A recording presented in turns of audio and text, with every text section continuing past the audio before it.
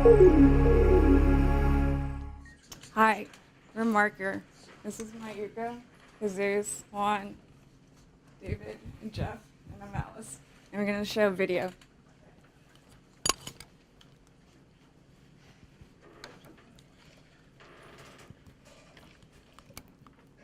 Hello, I'm Markr. And I'm an iClicker. We're both remote voting devices with a lot of similarities. Some may say that we're twins.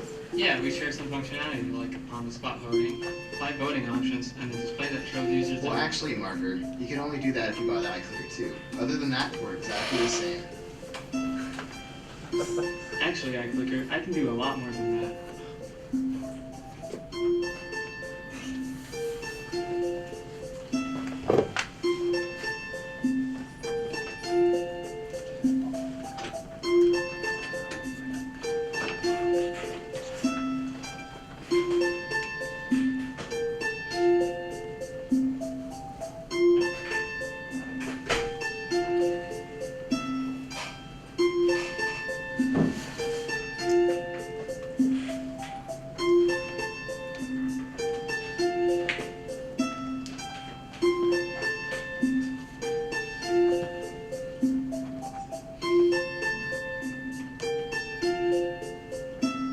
Wow, that's cool, Markr. But can you do this? Just kidding. What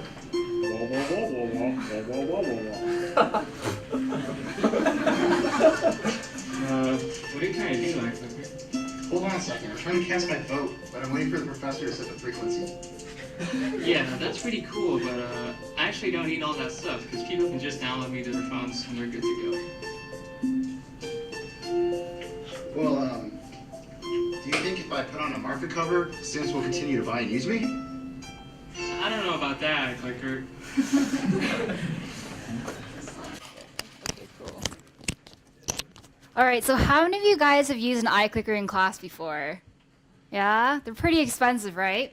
All right, so for those of you who don't know what an iClicker is, they're a student response system, and professors and teachers administer voting sessions during class using the iClickers. Many schools implement this because it's an interactive way to increase participation and student engagement. Unfortunately, it costs anywhere from $30 to $70. At the UCSD bookstore, brand new, it's $48. That's $50 for your participation grade. Also, it has limited capabilities. You can only have up to 5 answer options, and you can't see the answers unless the professor broadcasts it on the screen. So we thought, you know what, we can make something better than this. So we made Markr, a mobile voting application using iBeacons. The best part is that it's free, so you don't have to spend that $50 to get that 10% of your grade. You also, with the popularity of smartphones, you don't need another device to carry it around. It's one application that caters to both the student and teacher. All right, so I'll tell you a little bit about our features. For the teacher version, when we were building Markr, we realized that it should have the same capabilities as the iClicker, but better. So we created on-the-spot voting. It features regular iClicker functionality, so you can start and stop a voting session at any time. But we made it better by adding customizable question settings. So you can have up to 10 answer options, you can select the correct answer, and you can also choose to show or hide the results from students. Also, we created the questionnaire, which provides an organized way of administering voting sessions. So the professor can create a pre-made list of questions organized by class and lecture, and the professor can revisit results of the questions at any time after they've been administered. For the student part, we created an extremely automated system to cast your votes. This is where the iBeacon comes in. It's a low-powered Bluetooth signal that you could also broadcast from your phone. We wanted to solve the problem of students passing their iClickers to each other for their absences, and so for the student version, you can only cast a vote if an iBeacon is nearby. So when a student's phone detects the iBeacon and a professor starts a question, which is a server call, a student may cast a vote. So you have to be present in order to vote. And chances are you're less likely to give your smartphone to a friend versus an iClicker. You can also see the course history of questions that you voted on just in case you want to go back and study them. So David's going to talk to you a little bit about our technology. So we built this app using iOS, and iBeacon and WebSocket APIs. And we use CocoaPods to manage dependencies like request libraries and graphing libraries. We connected the app to a backend built on EC2 and Flask, and we stored data with MySQL. And to automate deployment, we used Fabric scripts. What's Flask? Flask is a Python micro framework, similar to Django, but it's more customizable and more lightweight. And Fabric? Fabric is a way to distribute Python applications. So you can it's like a shell script almost on the server, so we can like kind of do a git deploy, right? And it's all Python. Pretty much. So some of the challenges we faced, none of us knew iOS coming into this project. So we had to spend a couple weeks learning Objective-C and how to use Xcode. And then we were able to tackle the problem of restricting votes outside of the classroom using the iBeacon technologies. We didn't want to use like GPS because of potential battery and accuracy issues. And we didn't want to use Wi-Fi because what if the entire campus is on the same network? So I mean, who's going to come to class at 8 a.m. when they could just cast a vote from their bed? And finally, we needed a way for the teachers and students to communicate efficiently with each other. And to do that, we used WebSockets through a service called PubNub. And with PubNub, we can establish two-way communications with relatively low latency. And it gives us the infrastructure to expand to hundreds of users, and that means millions of messages, as well as 50 SDKs so we can easily develop on other platforms. So PubNub uses WebSockets? Yes. Now Jeff is going to give us a demo of the application.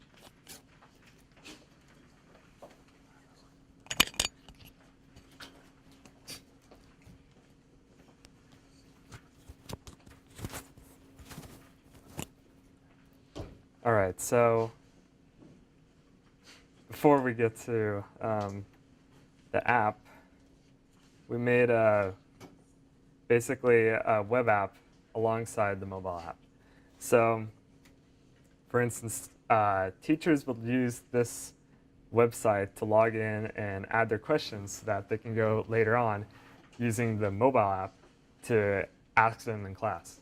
So I'm going to log in right here. And here we can see that we have 4 classes that we have created. And we can go ahead and add a new class if we're teaching a new quarter or something like that. We can even copy questions we've made before from the previous quarter and set like start times, end times, when the quarter begins and when the quarter ends. And all that information can go right here. We create the whole schedule based on what you pick for the start day, end day, and what days you teach it, so that you can have a whole list of lectures as soon as you create the section. But we're going to go ahead and look at mobile programming for this quarter. And here we can see we have a bunch of lectures that got added. And we can go and add new lectures if we wanted to, or delete them. So we can go ahead and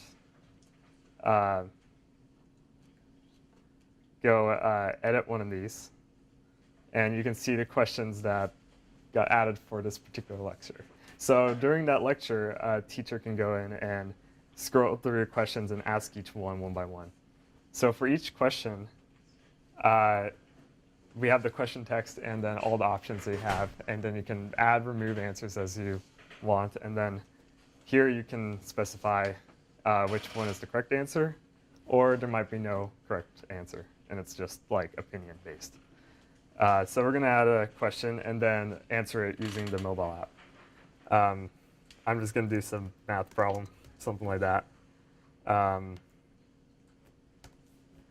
That's the answer.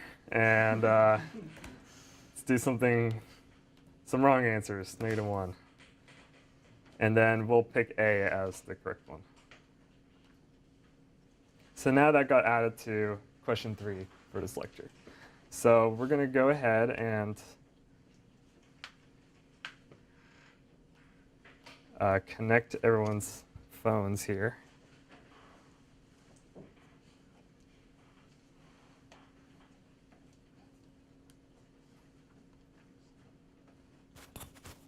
And Jesus is going to take over for this portion.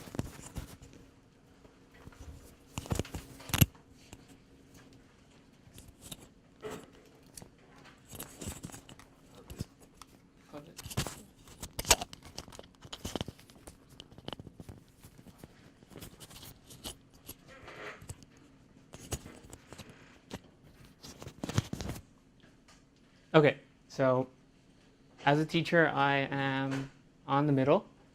You know, I would start saying, everybody take out your markers, and you know, you sign in. So 6-2. Right. Okay, so I would sign in as a teacher. Everybody else signs in as a student.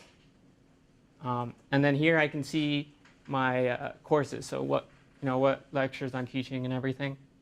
And so right now we're in mobile programming. I'll go into this course.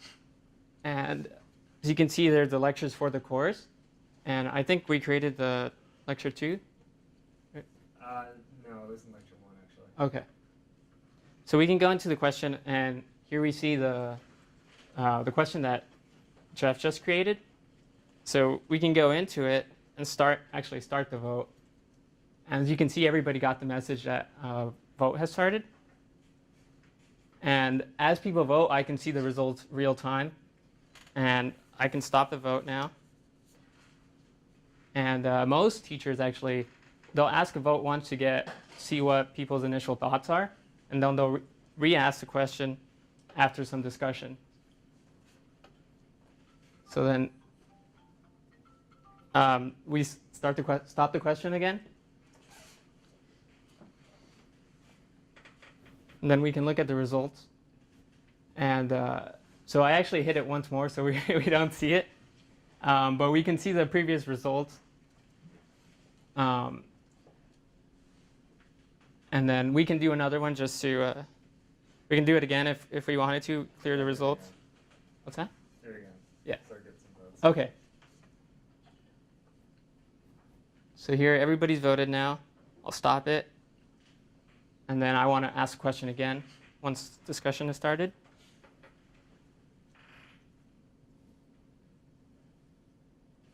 Okay, everybody's answered.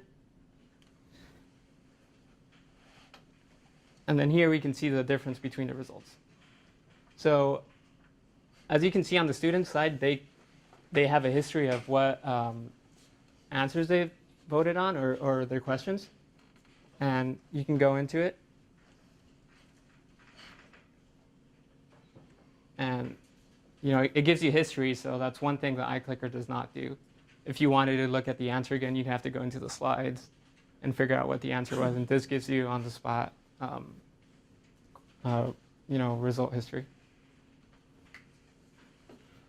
And that's about it. Oh, one more thing is, as Mayuko said, if we want to do a on-the-spot voting, we can go on the tab down here. And let's say we want to do a true and false question. But this time, we want to hide the results. So again, we'll start the question.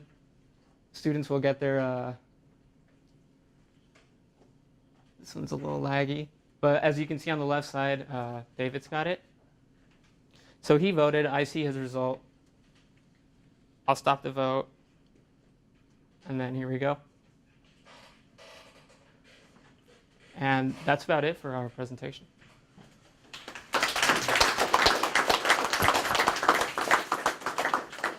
Actually, yeah.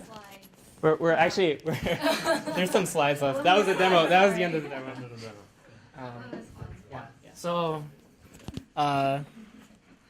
So to where we got right now, we have some goals we'd like to pursue with our application. It's pretty much ready to be tested with a live classroom. So that's something we'd like to pursue. One thing we'd definitely like to add in long term is have an Android version, because as of right now, it's only compatible with iOS. We'd also like to spend some time building analytics reports for the professors. That is giving statistics like averages, which question students had trouble with, just different reports for them. And we'd also like to address the authentication method for our application, because as of right now, we chose not to use Facebook because we felt it wasn't relevant to our application since it's academic. But we would like to, for example, have a university grant us access to their database, so then teachers and students can just like plug in their PID or whatever their ID is, and we'll be able to authenticate that they're actually a student or faculty here, and we'll be able to pull their information that way. So that's pretty much it. Now we're done. Now we're done. Thank you. So the iBeacon, who is the professor's phones use service iBeacon to verify the proximity? Yeah, so once you sign in as a teacher, the phone transmits an iBeacon, Okay. and it just students are just constantly scanning for it. And, once they've received it, they're allowed to vote. If When you sign in as a student, you only show classes which they're physically in. right, The service. exactly. Have you guys tried that in a classroom? How big? We haven't tested it in a lecture hall, but I mean, We tried the iBeacon in the hallway right here Mhm. from end to end, and it was pretty good signal. So Awesome. we imagine it to be pretty good in the classroom setting. Cool. yeah. How many, if you want to push it to the market, is given that in a class you gotta support every phone for the kid, Mm-hmm. right? Not just Android, not phone. Probably that'll cover most of it. Mm-hmm. But even if one student, the app is not available for one OS, can you be able to push it as a? Yeah, in the future, if we want to expand it to just more than iOS, like for Android, we could use physical iBeacons, and then that way, any phone would be able to register that. You guys have any things about taking it commercial? Are you serious about it? Because you have done a lot of work, even in the back end, setting up all the servers. Yeah. Yeah, there's a really good market for it. I mean, I've heard multiple people from multiple universities about their frustrations with iClickers.